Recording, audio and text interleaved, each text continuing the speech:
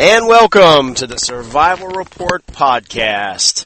Survival Report Podcast, hosted by our good friends at survivalandpreparedness.com, survivalandpreparedness.com, one of the web's best information sources, best quality information sources for survival and preparedness information. Free forums. It doesn't cost anything to get on there, folks. There is special areas for registered members, guys that people that actually join the forums and things like that won't become visible till you log on there, till you join up. But of course, that's free and all that good stuff as well. But survivalandpreparedness.com.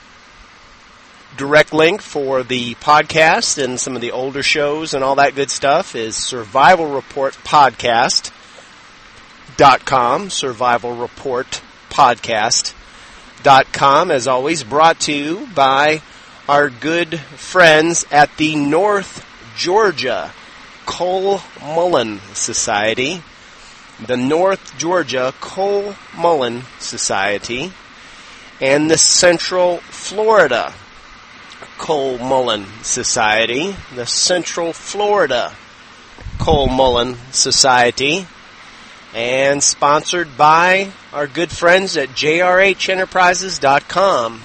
jrhenterprises.com, with 21 years in business, selling survival and preparedness related products, night vision, quality PBS 14s, thermal imaging devices, perimeter alarms, Katahdin water filters, long-term food storage, medical kits, outdoor gear, survey meters in stock right now, a very few of them. Guys, anytime things start going off in the Middle East, like, one sovereign nation bombing the hell out of another sovereign nation, the intensity of orders that involve nuclear, biological, and chemical, NBC-related items, goes up dramatically. So right now there is a small rush going on with NBC filters for gas masks that are actually available, survey meters, things like that. So who knows? And we're not saying the shit's fixing to hit the fan because of what's going on between Israel and Syria, Israel and Iran, all that good stuff. But definitely the possibility is there, and like we just mentioned, the sales for those sorts of items always goes up when there's conflict in the Middle East. So take that for what you will. It is what it is. jrhenterprises.com, 21 real years in the survival and preparedness movement. Coming up, June 6th through the 8th, Dalton, Georgia, North Georgia. Not that far outside of Atlanta and the Atlanta metro area. Not that far from Chattanooga and Lower Tennessee. Not that far from areas of South Carolina and Alabama. Coming up, the Social Prepper Trade Show. The Social Prepper Trade Show. Now, this is a different promoter. Than the fella that attempted to do a show in Gainesville, Georgia a few months back. This is a different promoter. So it's not the same show, not the same type of nonsense that went on at the one in Gainesville a few months ago. This is again in Dalton, Georgia, June 6th through the 8th, the Social Prepper Trade Show. And you can look online at socialprepper.com. If you go to the forums at survivalandpreparedness.com, there's an ad on the right-hand side there for the show. I will be speaking there. Numerous other preparedness and survival-related speakers will be there. Lots of items for sale there at the show. Lots of good opportunities to network, meet a lot of like-minded folks and all that good stuff as well, too. And this guy is actively encouraging CCW holders, and he's giving them a discount. So for all the people that, especially folks on YouTube, that got pissed at some of these shows earlier this year that, where because of the venue or whatever else, they weren't allowed to have folks in there with firearms. Well, this isn't the case with this one, and this guy is actively giving discounts to folks with CCW permit holders and that as well too. So very gun friendly show there. Again, socialprepper.com. Social, SOCIAL, prepper.com, and the Social Prepper Trade Show, June 6th through the 8th in Dalton, Georgia. I look forward to seeing you there. All right. Well, obviously, like made mention of here just a few minutes ago, lots going on in the news right now, guys. Lots going on with the Middle East and that as well too. And definitely time to go ahead and check your nuclear, biological, and chemical preps. Make sure things are up to date. Make sure, have kids grown. Big thing at our house, has your child outgrown their chemical protective suit that you have for them? Is it time to go up to an adult-size mask, maybe a size small military mask or something like that versus Israeli kids mask or something along those lines? Always good to periodically take those things out and make sure the family and everything is familiar with their use. Teaching it one time and putting them on one time doesn't count, as far as familiarity, guys. It'd be like, sticking a magazine in a rifle and chambering it and shooting it twice and then going, yep, I got that. All right, so it's no different with your NBC preps than it is with your weapons or with your self-defense skills, cooking with your food storage, all that good stuff as well. We can either think we know or we can know. So by all means, we want to know, and that includes all family members. You might be, away when something happens and they need these sorts of things. The kids need to be able to put on masks on their own if they're of a reasonable age to be able to do that. Your wife needs to be able to do that sort of thing and that as well too. So again, good time to pull out your nuclear, biological, and chemical preps and start going over stuff. Do you have all the necessary accoutrements? Oftentimes people, if they haven't really done a lot of training in this, think that just a gas mask and probably 40-year-old filter that the gas mask came with is enough, and that's not exactly the case. First off, you need full protection for the back of your head and your neck. That entails basically either having a suit that has a built-in hood, like some of the British Mark IV suits, some of the other various suit styles out there, that can pull up and around, the face blank of the mask and, cover the back of your head and your neck and everything. Or you can always do the old trick we did for years in the 80s and 90s, and that is get one of these cheaper M17 or even now MCU2P gas mask hoods, even if it doesn't fit your specific mask, and modify the hood to fit your mask. All right, and we've talked about that before, and there's resources on the forums and things like that, and old blog entries I did and all that good stuff to tell you how to do that. But basically, so you need a good hood, protect the back of your head and your neck. You really need a mask that allows you to take in water. All right, the difference between a civilian-style mask and a military-style mask is, in general, the civilian mask. Essentially, you're just looking to have people, shelter in place and all that good stuff and try to ride it out. So there's no expectation of needing to fight in there, to communicate in there, to do a lot of physical exertion, all that good stuff. So what does that mean?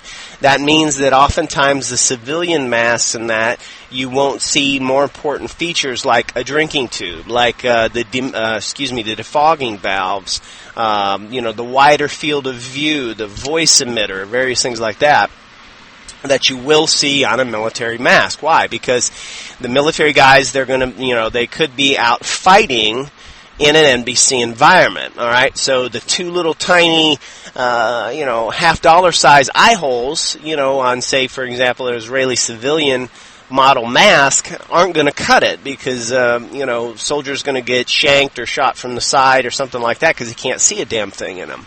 So that's where you see, like, the difference between that and the vision capabilities on, say, like an MCU-2P type mask where it's, full face shield mask and, much, much higher amount of peripheral vision and all that good stuff as well.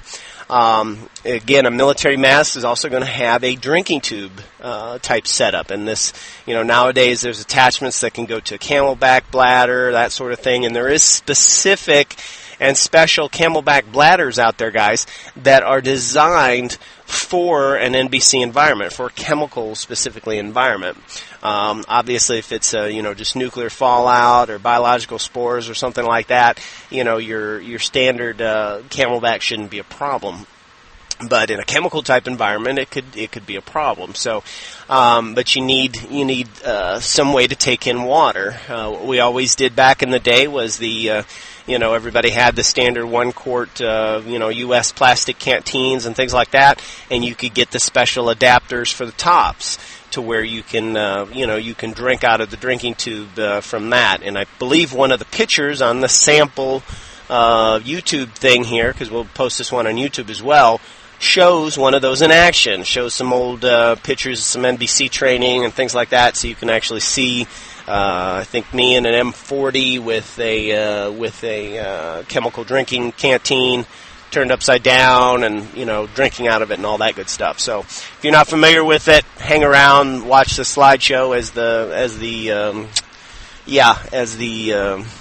podcast is playing here, and you'll see what I'm talking about. You need overshoes or over boots and good quality gloves. Again, chemical resistant type stuff.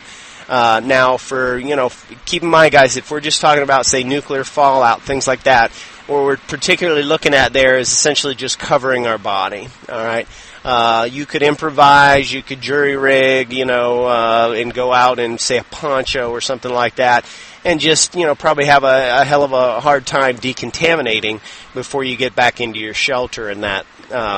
Being as we have no idea, I have no idea, you have no idea, what scenario, and what agent and all that thing might be involved.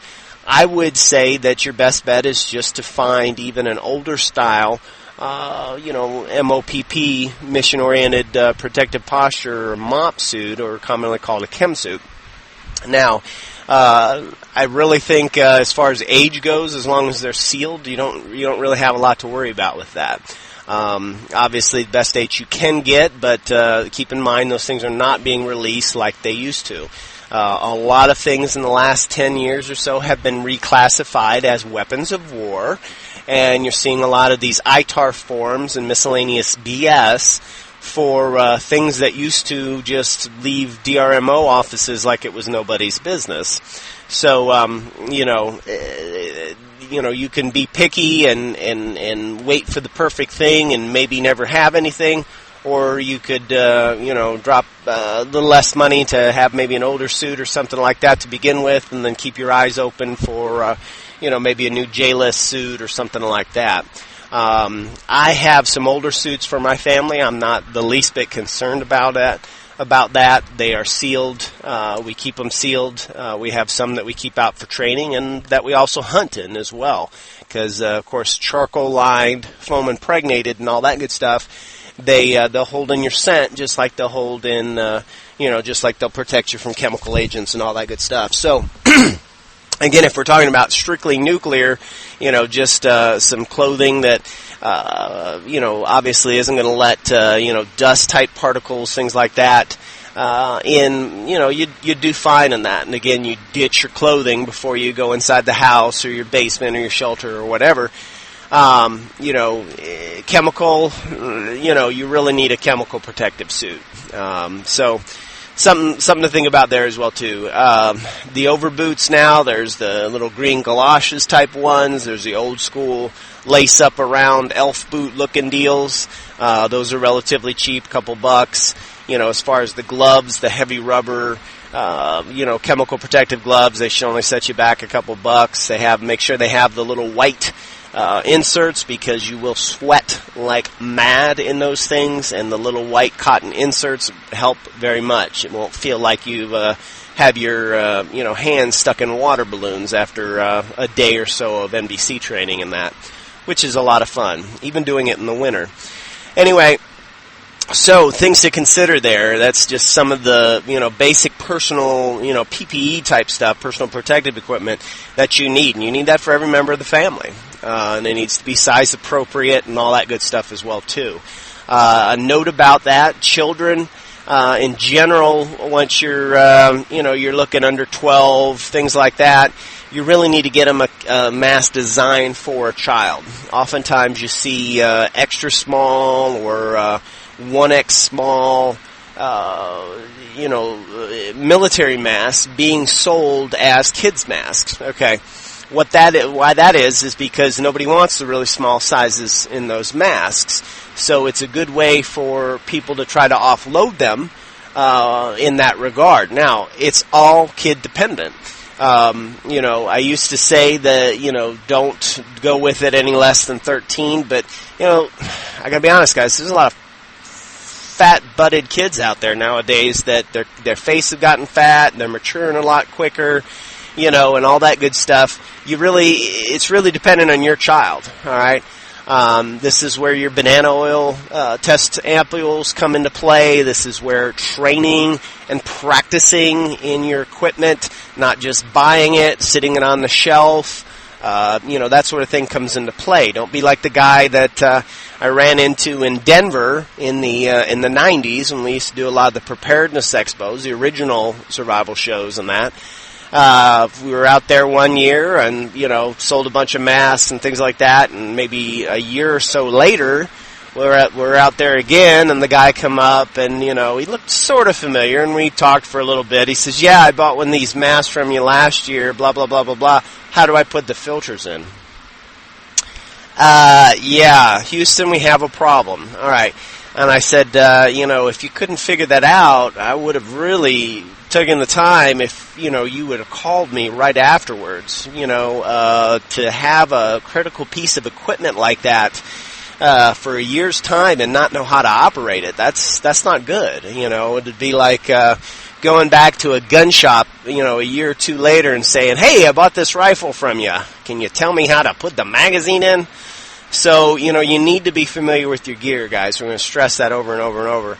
The banana test oil ampules, if you go to the forums at survivalpreparedness.com and do a search for gas mask check, it's an old article I think I drug over from the old blog and that I had years ago.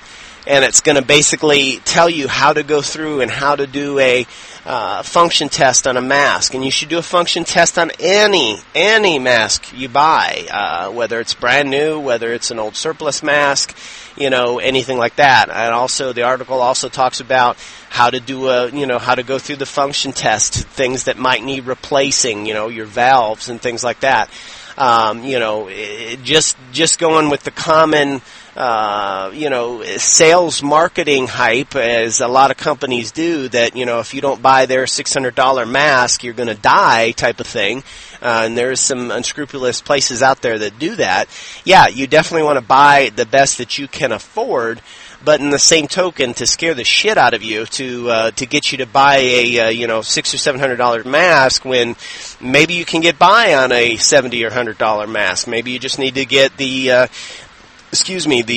older mask and check it out really good. And if your valves are good and the rubber's soft and pull and everything checks out fine, your seals are good on your lenses and everything else, maybe you just need to replace the old filter and put a new filter in with it, and you'll be good to go. So be really careful of that with a lot of these, Johnny-come-lately companies out there. Is they want to, they want you to buy, a little bit overpriced equipment, and they want to scare you into doing it. Now, by all means, should your approach to nuclear, biological, chemical protection be, I'll tie a handkerchief on and run out in the fallout and make, fallout angels on the ground, a la snow angels. Ben Affleck style and sum of all fears. No, that's ridiculous. But in the same token, you don't have to drop $2,000-$3,000 worth of equipment per person in your family to get a modest level of protection. So don't let anybody try to scare the hell out of you with that sort of thing. All right. But yeah, basic mask, again, way to drink, take in water, very, very important. A voice emitter, it's gonna project your voice a little bit better. The defogging valves, essentially they act like, the easiest way I've always explained this to people, they act like the defroster in your car.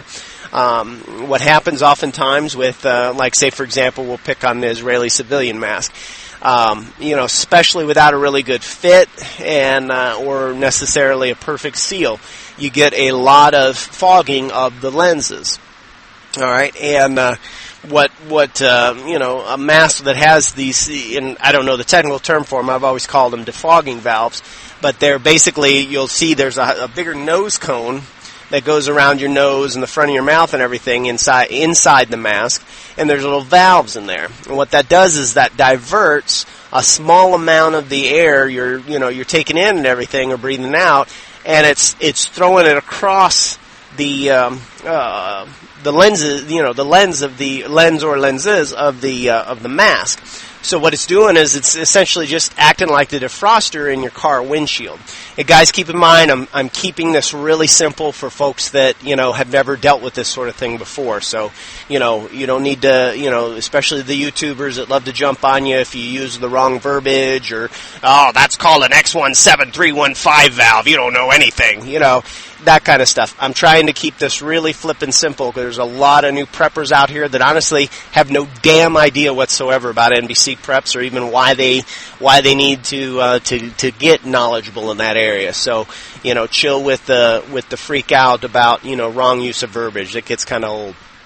Anyway, so those are just basic things. Now, some of those things, like I said, you could improvise. The gas mask, really not so much. I've seen the little stupid things where, the hippie protesters and all that stuff, they take like a broken, 2-liter bottle and, put some charcoal in there and then, this, that, and the other.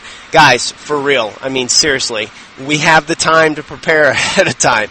Get yourself something better than that. Yeah, if, the shit hits the fan right now and, you're away from your home or whatever, and hey, I'm traveling right now. I can lay my hands by just reaching behind the seat here on a gas mask, on, NBC gear, stuff like that. But let's just say, for example, you had to improvise something. Well, that would be better than nothing, but that should not be our main plan. We should always strive for having better plans than just stopgap type stuff, but other things you can do, again, for nuclear or for biological, again, where we're just, it's principally, we're looking at keeping the fallout dust off of us, keeping the biological spores off of us, things like that.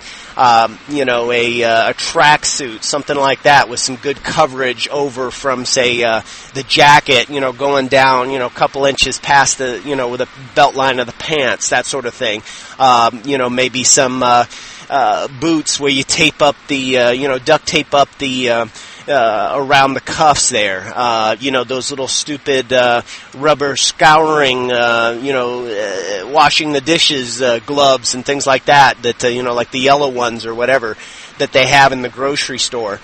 Blouse the cuffs of the jacket or whatever over top of those, and then, if you so desire, duct tape them and things like that. You can improvise the suit without a doubt. Again, won't really do you much for chemical, but again, for nuclear and biological. And then again, when you get to your shelter, when you get to your basement, when you get to your house, whatever, you want to ditch that stuff outside. Preferably put it in a trash bag, something like that, but you want to ditch it. You'd still need to decontaminate, all that good stuff as well.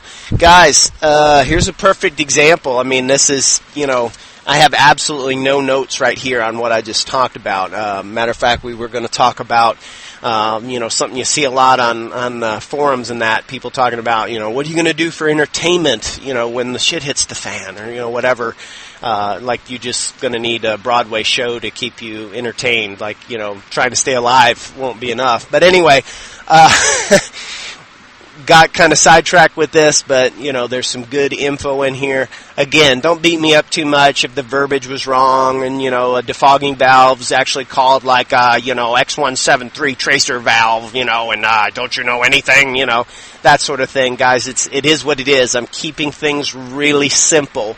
You put the cookies on the bottom shelf so the kiddies can get it type of stuff. I know a lot of people love the little analytical approach nowadays where everything, has to be just, very clinical and we cannot laugh and we cannot have a good time while we're learning anything and, blah, blah, blah. I'm not like that. If you want that, there's plenty of other people out there, half of which may know what they're talking about, that you can listen to along those regards. I'm not that guy. I'm a little bit more free-flowing than that, not super crazy analytical. That doesn't mean I'm not organized. It just means I'm not a slave to fashion. Anyway, it is what it is, guys. Again, not saying I think World War III is going to start in the Middle East this week or anything nutty like that. There is some things going on out there that we should watch. Israel and Syria, Israel and Iran, and lest we forget with all that's gone on in the last month or so, Boston and everything else. North Korea making some very bellicose nuclear threats and things like that. So I know the nuclear issue, as far as nuclear war, a lot of people have written that off. It's, it's just going to be like 1 second after, and that's going to be that. We can't be too focused on one specific scenario, folks. We have to be looking at the big picture of various scenarios. Right now, everybody's focused on, they're going to take our liberties and Lexington and Concord and the economy's going to collapse and blah, blah, blah, blah, blah. And those are important things and we need to watch those and we need to prepare for that as well. But we can't get too focused on there only being one possibility. That's like always looking for that jab setup, before the cross comes in, 1 and then 2. And, that's the problem with training in patterns is why not just put your 2 out there first, and then your 1.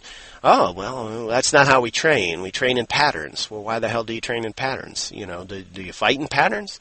So there's something to think about there, guys. Anywho, we are about at that time. We've been running a little over the last couple. Survival Report podcast. This is Robert Henry.